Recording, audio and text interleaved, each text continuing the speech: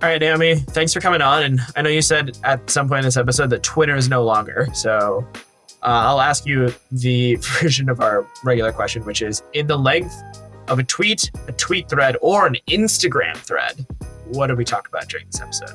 So we talked about the value of email marketing through the creation of a course that I've just launched called Email Marketing, Everything You Need to Know. So if you're looking to understand how email fits in with your tech stack, you should absolutely listen to this episode.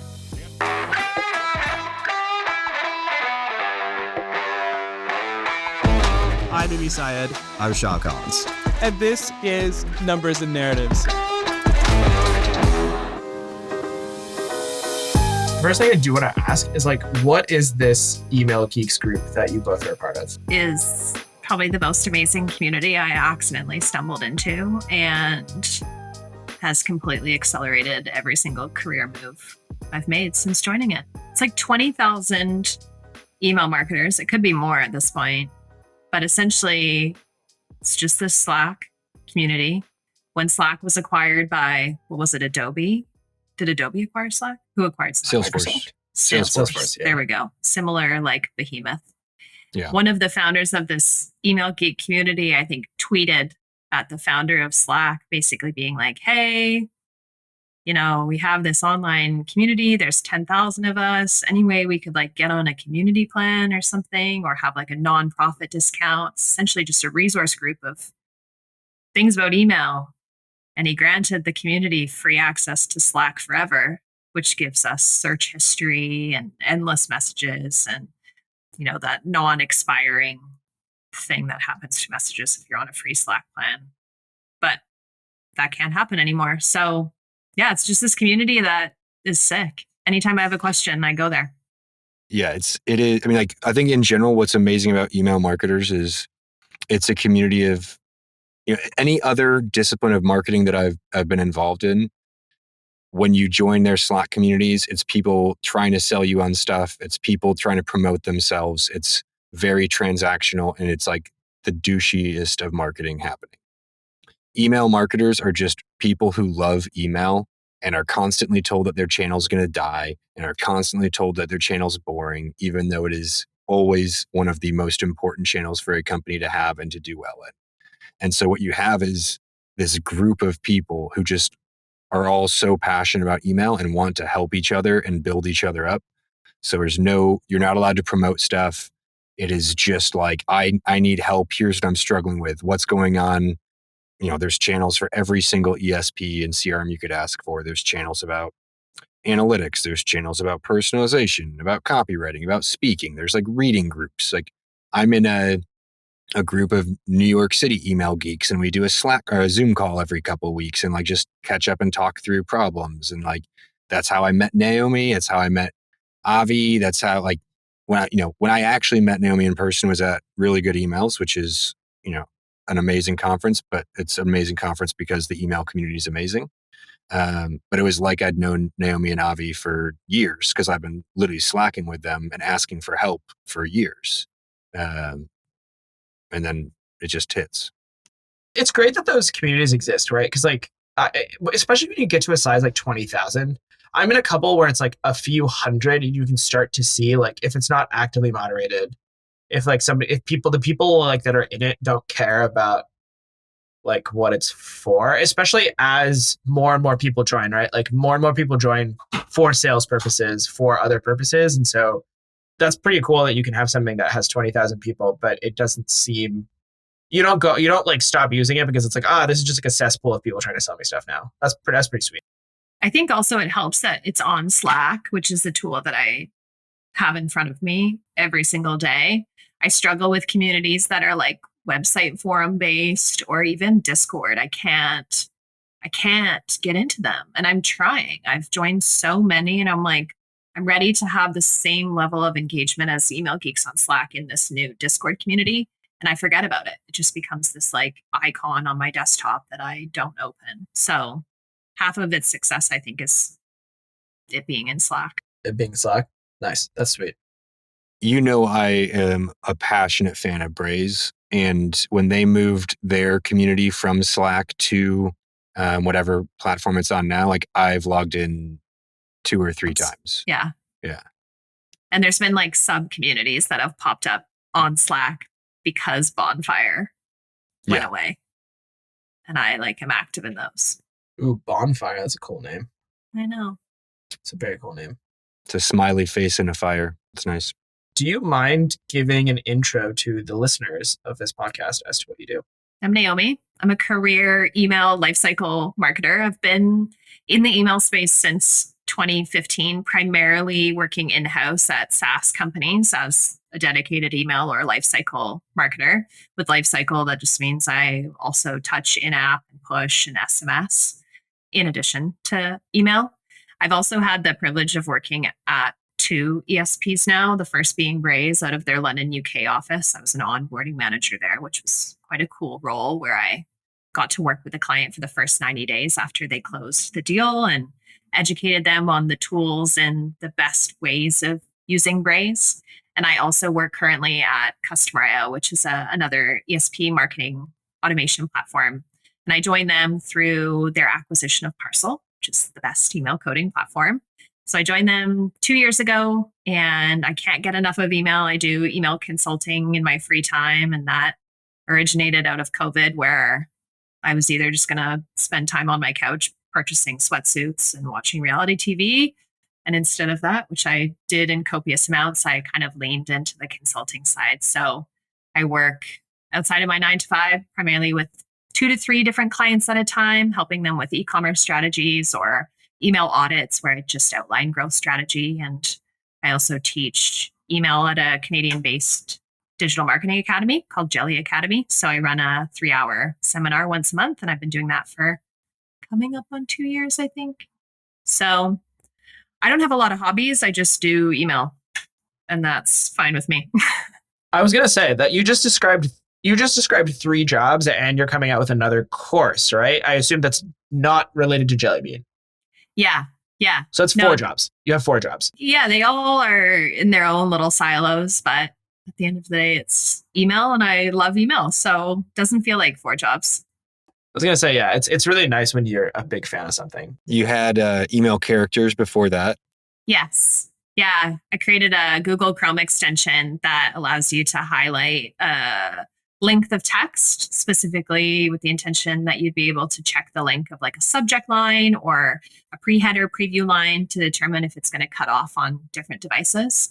So I've seen a handful of subject lines that will come through my inbox that have unfortunately cut off at not great areas of words. So it's just a nice little tool that you can install and check the character length of your subject lines, and then it'll tell you if it's at risk of being cut off. So I think for me, I love email, but I also love exploring different technologies and areas of the industry. So the Google Chrome extension was an area of learning for me, and teaching with Jelly Academy has been another area of learning. And then this course is me leaning into the creator economy with kind of the intention to learn more about creating disposable streams of income.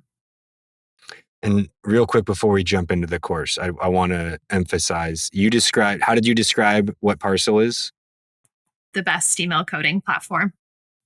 That is what Sean sent me in the pre-read to this recording as well for the people that are listening. So Sean and Naomi both think it's the best email coding platform. Verbatim. Yeah. Oh, I didn't actually know that. I literally just slacked him and said, now does product marketing at Parcel the best email coding platform? I haven't been to your site in a logged out state in a long time, so I did not know your H1.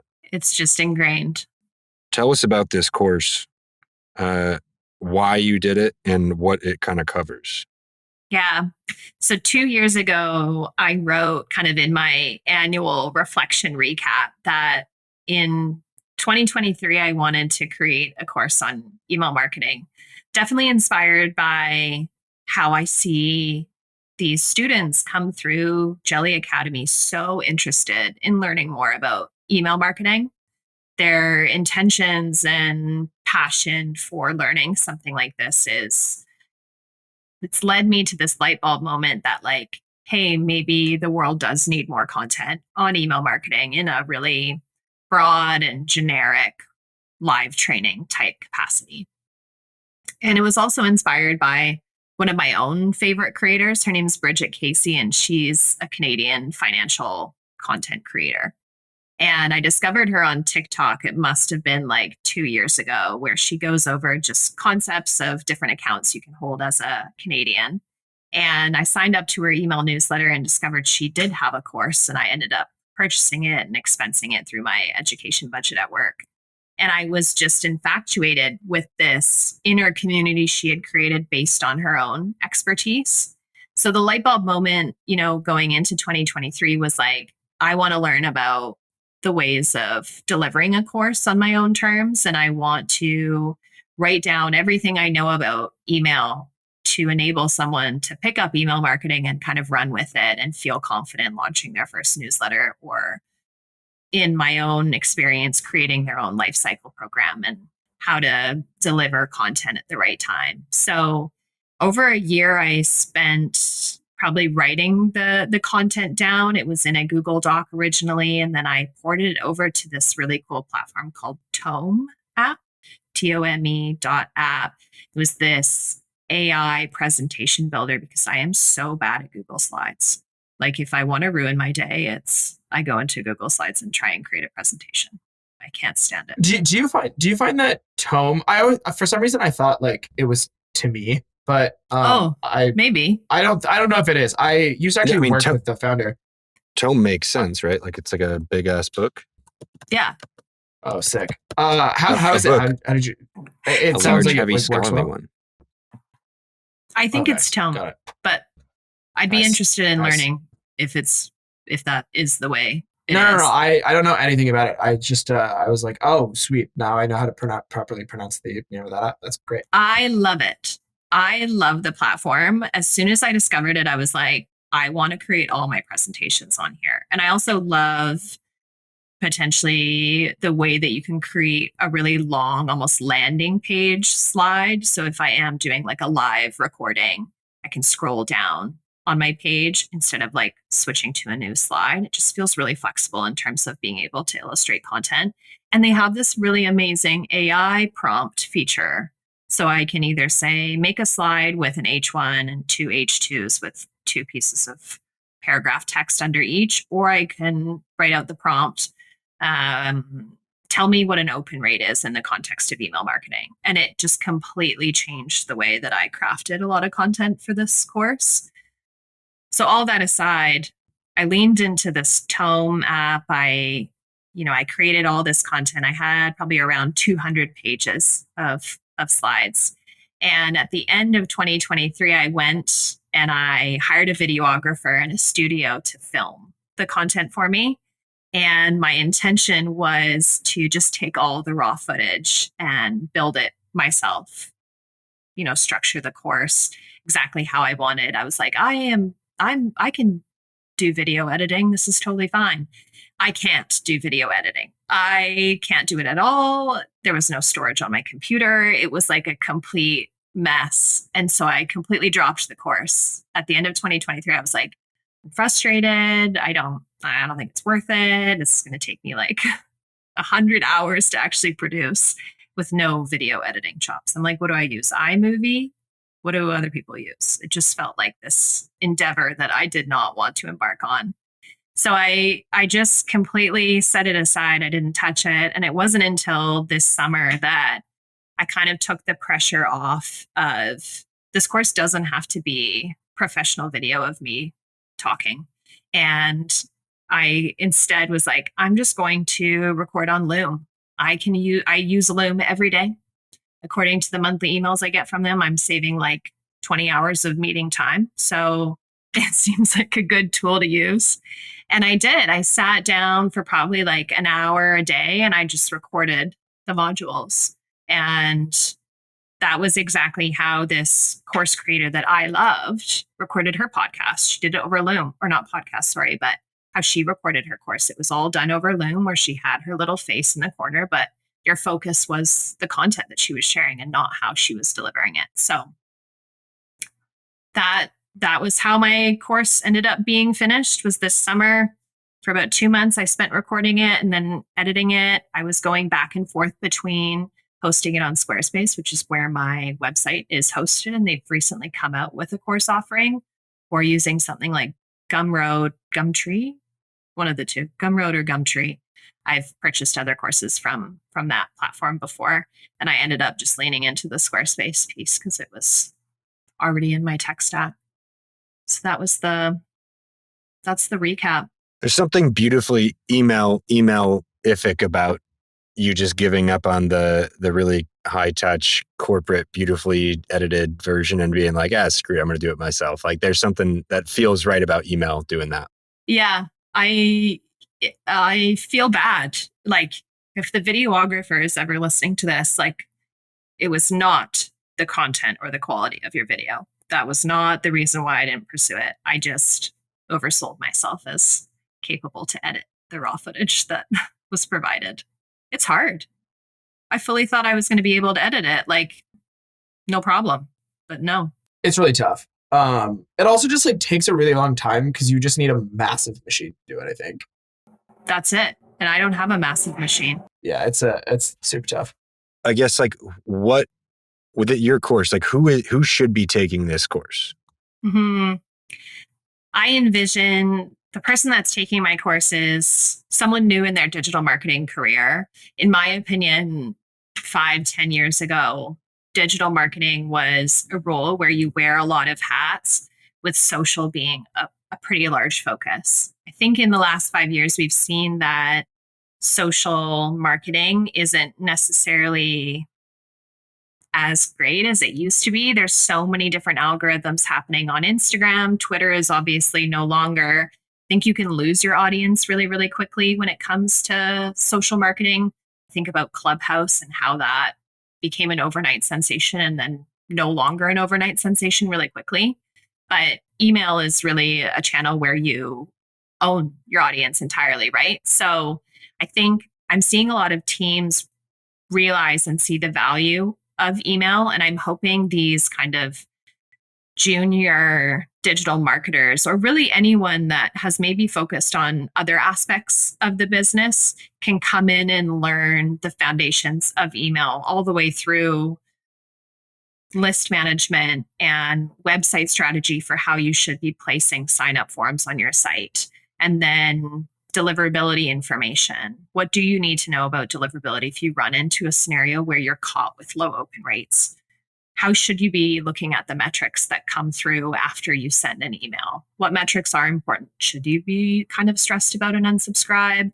Are opens kind of the best metric to determine the effectiveness of your email? And then I go through just basic content creation best practices, how you should think about approaching designing an email, and then full lifecycle strategy. So what are the effective touch points you need to deliver over email in order to build a long-term relationship with that subscriber or that consumer or customer of yours or prospect even?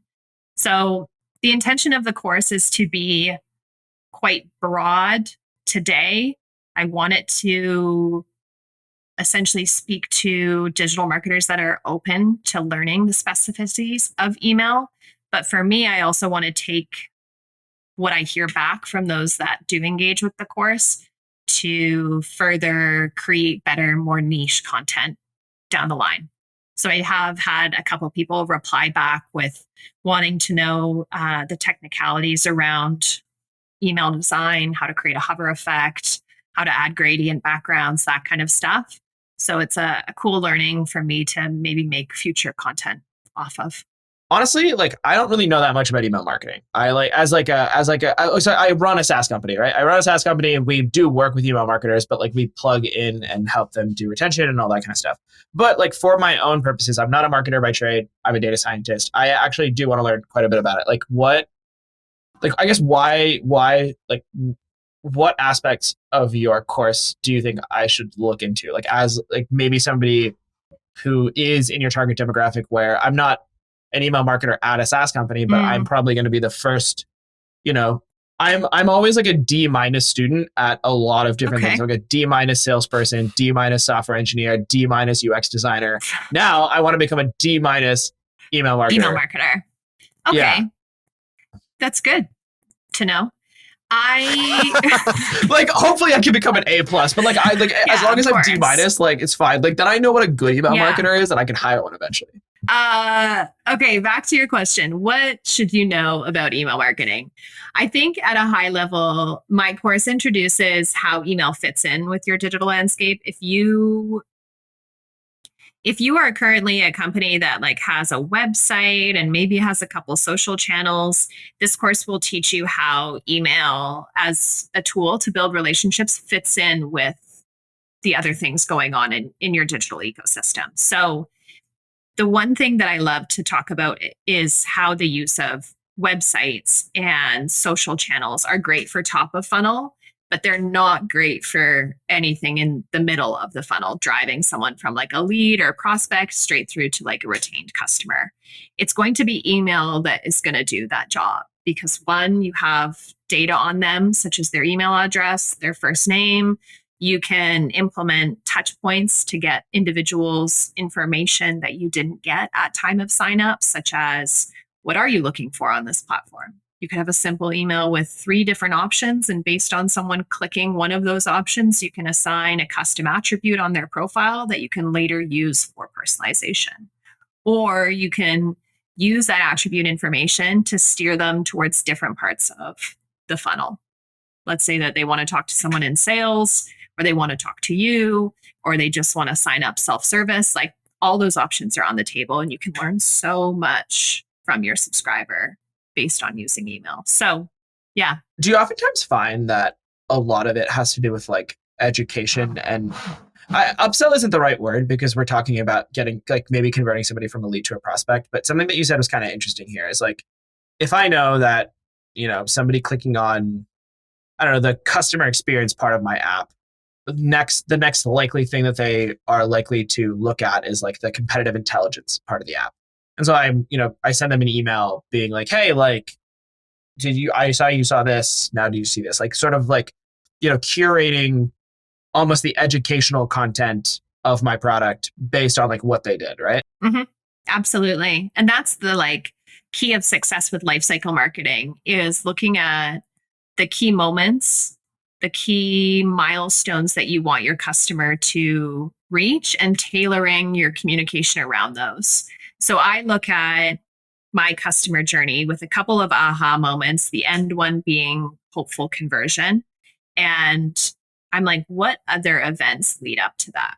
Is it that they click on this certain thing in the app or they look into the competitive intelligence piece? And every single touch point is kind of geared towards getting people through those different aha moments. A key example, I used to work at a company called Invoice to Go, and they did invoicing, not surprisingly. And we knew that someone was most likely to become a paying customer if they came in and they added their billing details and they added their branding and they added one client.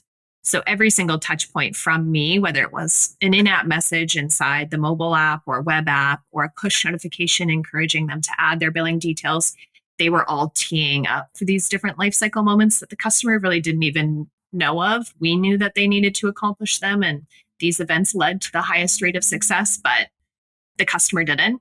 And so it's kind of this like weird psychology thing where you are leading the camel to water. Is there a saying that's like you're leading someone to water, teaching a man to fish, something like that?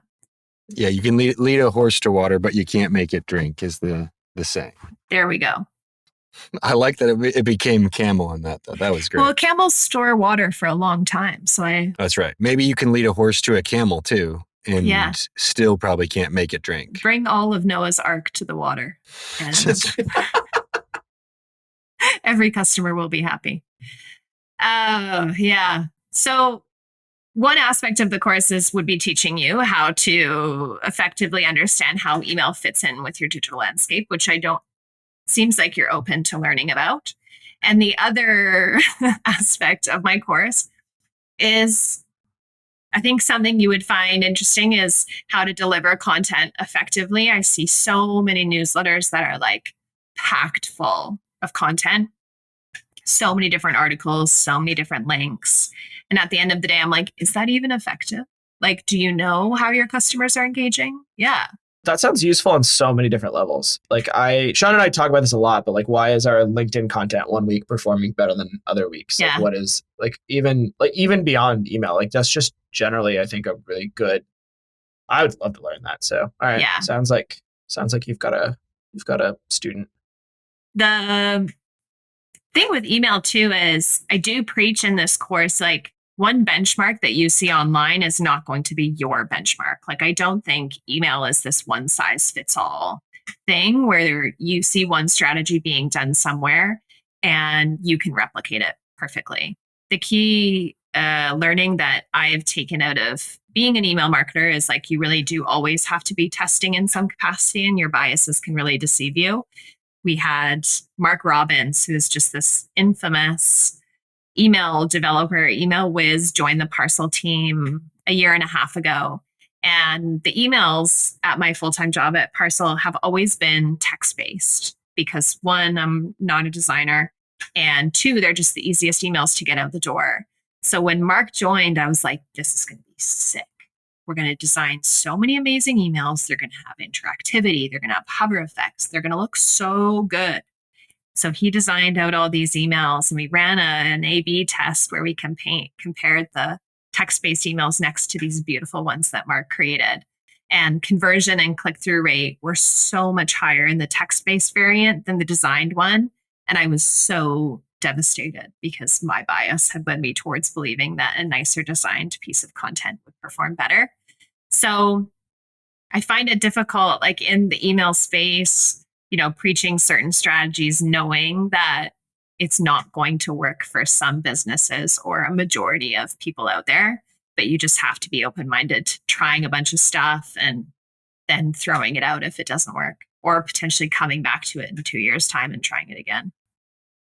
Yeah, that's the big thing, right? Like, just because it didn't work once doesn't mean it won't work Mhm. again later. People change, trends change. You want to do, like, I think part of the reason your emails stood out was you're emailing email marketers with a Mhm. plain text email. Like, that is a unique market Yeah. of people who aren't going to be like wowed by little gimmicks. And so Yeah. to have like a really cool email, you would have needed either all the bells and whistles or Mhm. just like, hey, let's just get on brass tacks. Right? Yeah. And so I think that is key. It's like, don't always be comparing yourself against others. Mhm. Mhm. Revalidate tests and test results all the time. Yeah. You have to be constantly retesting. I had once interviewed for a job, actually, and it was with one of these dream companies, like, such a cool logo. I was so excited at the possibility. And I was speaking with the hiring manager, and she was like, how do you approach A/B testing? And I was like, well, is it in an automated campaign or like an automation where you're getting a ton of people in every day over a long period of time? Or is it like a one-off newsletter? She was like, for this example, it's a one-off newsletter. It's like, okay, I'd run the test and I would actually probably run it a couple times. She's like, but what if it comes back with statistical significance just after that one attempt? I'm like, well, I would question, is it a fluke? Was it just the time of day? Like, I think it would be great to run it 3 times and see if it came back with statistical significance 3 out of 3 times. She was like, well, that's just not how we do things here. If it's statistically significant once, it means it's right. So I don't know why you would test it again. And I was like, oh, this is so disappointing. I'm so sad. It's painful when all your heroes turn out to just be normal. That was it. I was like, maybe I'm not meant for the big world, big corporate world. I'm meant for the small, the small team. All right. So most of the people who listen to this podcast are either CX people or are marketers, all generally D2C brands. You've done a lot of consulting for exactly that persona. Give me 2 to 3 things that they're probably getting wrong without seeing any data or seeing what they're doing and what they should do instead. Yeah, D2C is such a fun one because everyone I interact with in the D2C space is wearing like 100 hats. I'm like, they are overworked, confused, and interested in company growth, which I'm like, good for you. You're out here doing work, which I admire. And then when we start to talk about email, it's often this space where someone has set it and forget it. They have set up like their ESP, marketing automation platform. They're collecting emails. They're maybe sending out, a sale promo, but the life cycle strategy is just not there because email is just this thing that can happen in the background and they don't need to pay attention to it.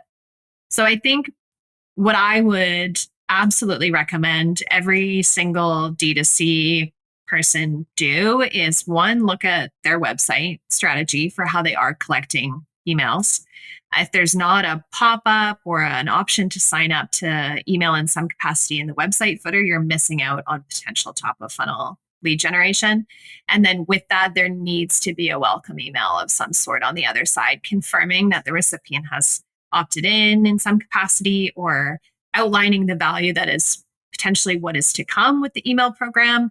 Even if you don't have, a newsletter strategy in place, take time to build out just the first couple touch points in a welcome series to show off what your product is or how your product can be used or customer testimonials. And that's going to be a really scalable way of communicating with a customer without a ton of manual effort on your part. The amount of times I go to a website and sign up to hear from the brand from their website footer and then get absolutely no welcome email or like no newsletter ever. I'm like, oh, I wanted to hear from you. Like I came here for you and there's nothing. It's no two-way street with this brand. So if you can carve out a couple hours to go into your ESP marketing automation platform and set up like a 3, 4, 5 email welcome series. I even sometimes work with brands that will set up this long 3 to 6 month evergreen welcome journey because they don't have the manual kind of effort there to create a once a week newsletter.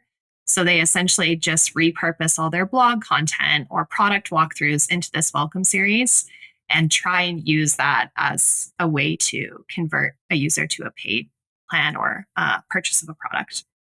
And that I think is a great use of time.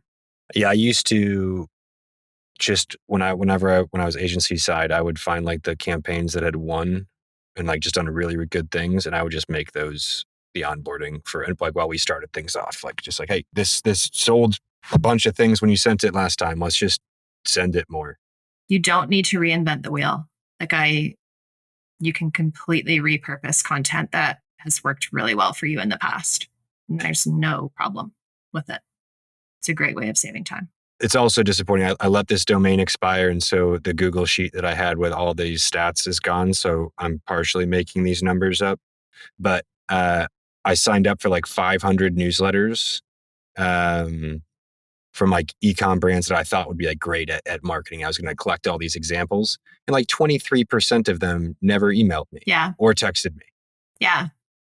It's so funny because it goes either one of two ways. They're either so fatigued from the brand because they send every single day, or they're just not sending at all. Like there's probably 10% of e-commerce brands out there that are actually sending like on a weekly basis, using personalization, not overwhelming the audience, actually delivering value over email. So the opportunity is huge.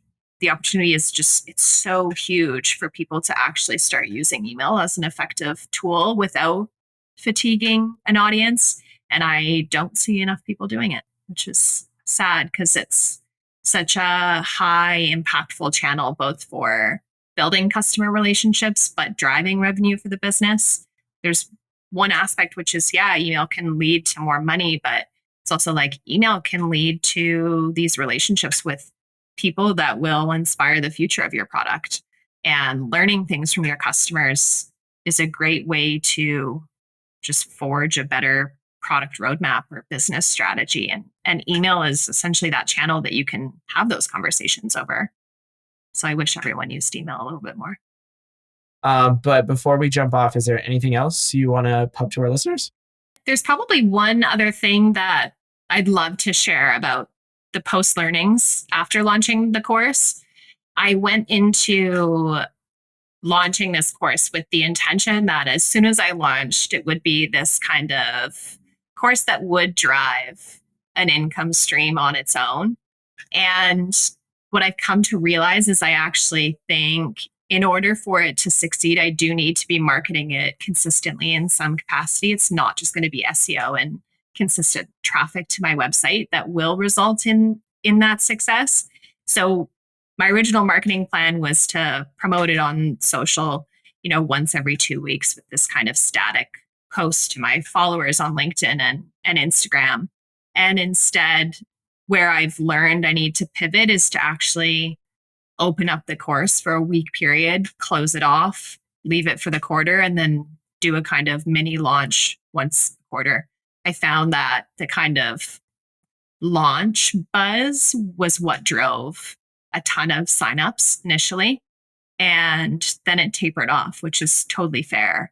But I've looked at other course creators, and the inspiration I took from Bridget Casey, she does the same approach where she launches it once a quarter. She builds up this hype, this wait list, this like FOMO. If you don't purchase the course in the first kind of 24, 48 hours, you're going to miss out. And I'm super excited to test that out over the remainder of maybe like H1 next year and see how it goes. So that's the only other thing I wanted to share is I've completely pivoted the marketing strategy for this course, and it kind of ties back to how you have to be open to pivoting your email strategy just as much. That's super cool. I mean, yeah, it's like creating scarcity. Yeah. Gives you a chance to try out new messaging if you want to edit anything in the course or add anything you can. Like, that's really cool. Thanks so much for having me, though. This has been really fun.